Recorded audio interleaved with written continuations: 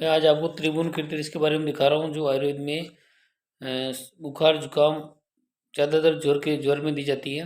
और इसमें शुद्ध हींग, वत्सनाभ, शुद्ध टंकण, सौंठ, मिर्च, मागधी फूल, मूल और पिपली, अदरक सोरस, धतूर सोरस, तुलसी सोरस, निर्गुंडी सोरस। निर्गुंडी राजस्थान में एक पौधा होता है, उसको नेगड़े भी बोलते हैं। तुलसी पत्र आप जानते हो।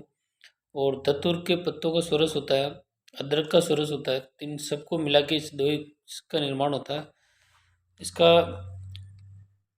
दर्द के साथ बुखार आ रही हो, जुकाम, खांसी जुकाम, प्रतिशाय, नवज्वर, विशेषकर ये ऋतुजन्य जिन्हें वायरल फीवर कहा जाता है, उसमें उसकी श्रेष्ठ औषधि है। बसंत और शरद ऋतु में उत्पन्न होने वाले खांसी जुकाम में बहुत उपयोगी है। कुल 11 द्रव्यों का मिश्रण करके ये बनती है।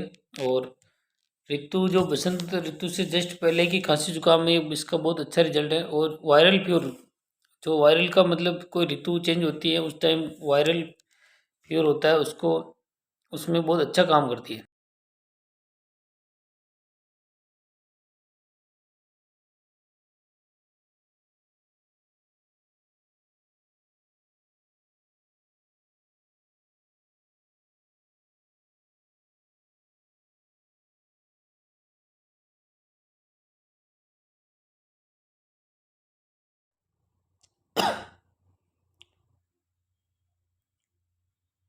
ये त्रिभुवन कीर्तिरस की गोली है। त्रिभुवन कीर्तिरस को अपन सामान्यतः किसी भी जुकाम खांसी के साथ बुखार में ले सकते हैं। और बहुत अच्छी चीज़ें हैं। और इसमें डलने वाले द्रव्य बहुत अच्छे अच्छे हैं। जैसे इसमें तुलसी तुलसी के पत्तों का सरस हो गया। तुलसी के बारे में आप जानते हो कितना रोग प्रतिरोधक क्षमता को उत्पन्न करता है शरीर में। और हींग जो कोई भी अंदर कोई भी अवरोध हो रहा हो शरीर में, उसको खोल देता है।